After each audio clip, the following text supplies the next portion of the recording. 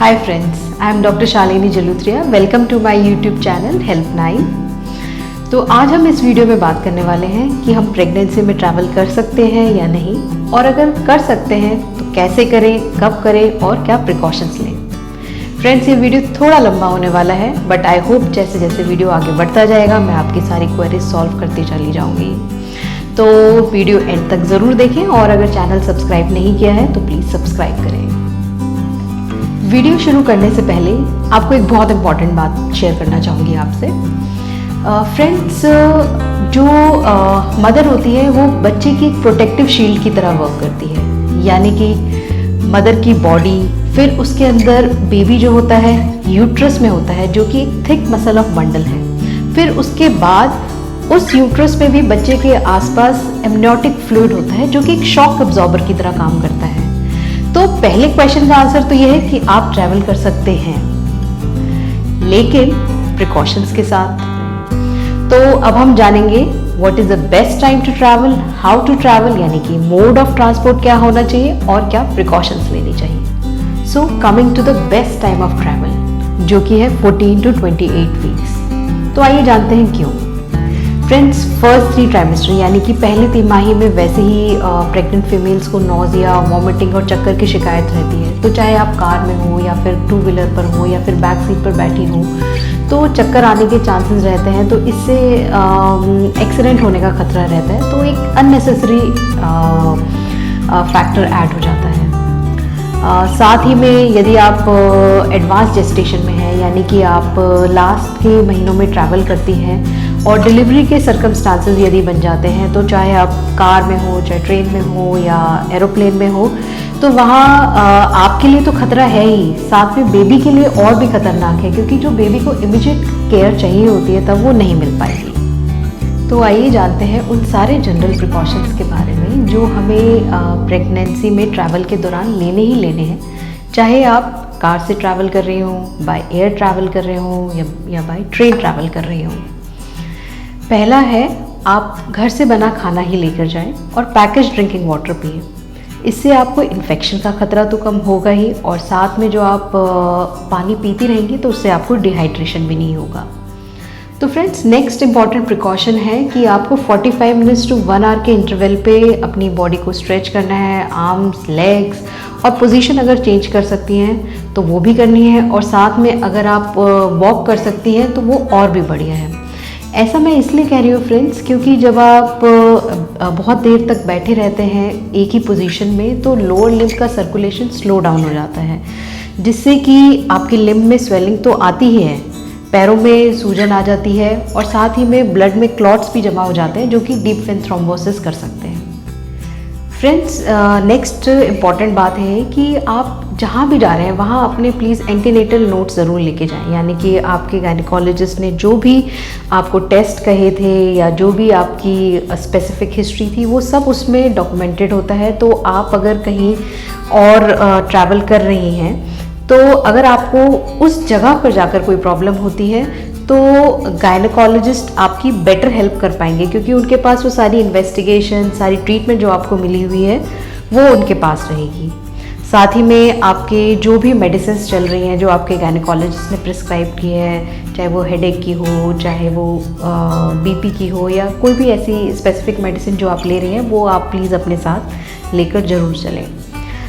साथ ही में जो हाई रिस्क प्रेगनेंसी है, जैसे कि जिन लोगों को बीपी की बीमारी है, शुगर की बीमारी है, या प्लेसेंटा प्रीविया जैसी हाई रिस्क कंडीशंस हैं, तो उसमें अपने गायनेकोलॉजिस्ट की सलाह पर ही ट्रैवल करें। तो फ्रेंड्स, इन सब के साथ हमें अपने डेंजर साइंस भी नहीं भूलने हैं, जो कि आपको अपनी गायनेकोलॉजिस्ट भी समय समय पर बताती रहती है, जैसे कि अगर रुक रुक के दर्द आ रहा है, या फिर ब्लीडिंग हो रही है, या फिर वाटरी डिस्चार्ज हो रहा है, तो कोई भी लंबा ट्रैवल करने से पहले प्लीज़ अपने गायनेकोलॉजिस्ट से कंसल्ट ज़रूर कर लें। अपने आप खुद नहीं सोचना है कि 4 घंटे की तो बात है या 2 घंटे की बात है तो रास्ता निकल जाएगा, ऐसा बिल्कुल भी नहीं सोचना है।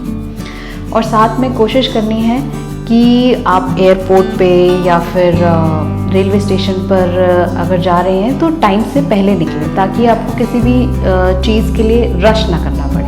अब बात करते हैं स्पेसिफिक मोड ऑफ ट्रांसपोर्ट के बारे में, जैसे कि कार, ट्रेन, 2 व्हीलर, एरोप्लेन और क्रूज़। तो फर्स्ट है कार। फ्रेंड्स, कार में एक बहुत ही इंपॉर्टेंट प्रिकॉशन है कि आपको सीट बेल्ट बेबी बम्प के ऊपर नहीं पहनना है। या तो ये ब्रेस्ट एरिया के जस्ट नीचे पहने या फिर जो है हॉरिजॉन्टल एरिया में बेस लाइन के पास पहने। और कोशिश करें कि अगर आप खुद ड्राइव कर रही हैं या कोई और भी ड्राइव कर रहा है तो शार्प टर्न्स ना लें, क्योंकि इससे एक्सीडेंट होने का खतरा बढ़ता है। तो नेक्स्ट मोड ऑफ ट्रांसपोर्ट है टू व्हीलर, जो कि बहुत कॉमनली यूज़ होता है डेली ट्रैवल के लिए। तो उसमें मेरी एडवाइस यही रहेगी कि आप शॉर्टकट के चक्कर में बम्पी रोड्स ना लें। चाहे ट्रैवल थोड़ा लंबा हो जाए, लेकिन अगर आप स्मूथ रोड्स लेंगे तो ज़्यादा सेफ है। नेक्स्ट आता है ट्रेन। ट्रेन फ्रेंड्स बहुत ही सेफ़ और कंफर्टेबल ट्रैवल है। भले ही ट्रैवल टाइम थोड़ा लंबा हो जाता है, बट सेफ़ बहुत है, क्योंकि आपको एक तो चलने फिरने की जगह रहती है, आर्म्स लेग स्ट्रेच करने का स्पेस रहता है। तो आपके लिए ये जर्नी सेफ एंजॉयबल दोनों ही रहता है। तो फ्रेंड्स, अब हम बात करते हैं एयर ट्रैवल की। बहुत सारी एयरलाइंस 34 to 36 वीक्स तक प्रेग्नेंट फीमेल्स को फ्लाई करने के लिए अलाउ कर देती हैं, लेकिन मेरी यही सलाह होगी कि आप किसी भी एयरलाइन की स्पेसिफिक गाइडलाइन के बारे में ट्रैवल करने से पहले ज़रूर पढ़ लें। और साथ में सभी एयरलाइंस आपके गायनेकोलॉजिस्ट से फिट टू फ्लाई का सर्टिफिकेट डिमांड करती हैं, जो कि मैं समझती हूँ सही भी है आपके और आपके बेबी के लिए। और इसके साथ ही जैसे हाई रिस्क प्रेगनेंसीज हो गई, जैसे कि प्लेसेंटा प्रीविया और ट्विन प्रेगनेंसी, तो उसमें अगर बहुत ही ज़्यादा ज़रूरी है तो अपने गायनेकोलॉजिस्ट की सलाह पर ही ट्रैवल करें। इसके बाद आता है इंटरनेशनल फ़्लाइट्स या डोमेस्टिक फ़्लाइट्स जो 4 आवर्स से ज़्यादा की होती हैं। तो उसमें फ्रेंड्स कोशिश करें कि आप आयल सीट लें, जिससे कि आपको वॉशरूम यूज़ करने में आसानी हो और आप आर्म्स और लेग्स दोनों आप अपने स्ट्रेच कर पाएँ, तो वो आपके लिए इजी रहेगा। साथ में एंटी एम्बोलिज्म स्टॉकिंग्स या कंप्रेशन स्टॉकिंग्स आती हैं, जो कि आप अपने पैरों में पहन सकती हैं, तो उससे ब्लड फ्लो जो है मेंटेन रहता है। तो डीवीटी की जो प्रॉब्लम है वो नहीं होगी आपको।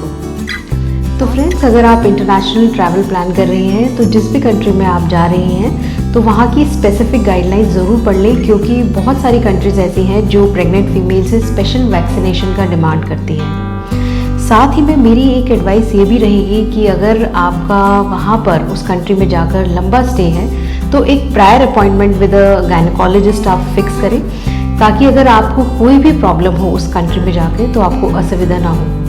साथ ही में जैसे कि मैंने पहले भी बताया कि आप अपने एंटीनेटल नोट्स ज़रूर कैरी करें, जिसमें वो सारी प्रिस्क्रिप्शन, सारी इन्वेस्टिगेशन सब इंक्लूडेड होंगी। तो लास्ट है travel by cruise. Friends, pregnant females को 24 वीक्स तक ही अलाउ किया जाता है क्रूज़ में, और वो भी फिटनेस सर्टिफिकेट के साथ। तो क्रूज़ में 24 वीक्स तक ही ट्रैवल कर सकते हैं। तो फ्रेंड्स, अभी तक हमने जाना कि हम ट्रैवल कर सकते हैं या नहीं, जिसका आंसर है yes. Best time of travel जो कि है 14 to 28 वीक्स के बीच में, और क्या जनरल प्रिकॉशंस हैं और स्पेसिफिक मोड ऑफ ट्रांसपोर्ट के साथ आप किस तरह से इजीली और सेफली ट्रैवल कर सकते हैं। फ्रेंड्स, लास्ट में एक बहुत ही कॉमन क्वेश्चन जो प्रेग्नेंट फीमेल्स मुझसे पूछती हैं, स्पेशली वर्किंग, कि वो अपनी जॉब प्रेगनेंसी में कंटिन्यू रख सकती हैं या नहीं, क्योंकि उन्हें ट्रैवल करके दूर तक जाना होता है। तो इस बारे में मैं थोड़ा आपसे डिस्कस करना चाहूँगी। Friends, first of all, travelling से अबॉर्शन होता है या एडवांस जेस्टेशन में प्रीटर्म लेबर पेन्स हो जाते हैं, ये एक बहुत ही बड़ी गलत धारणा है।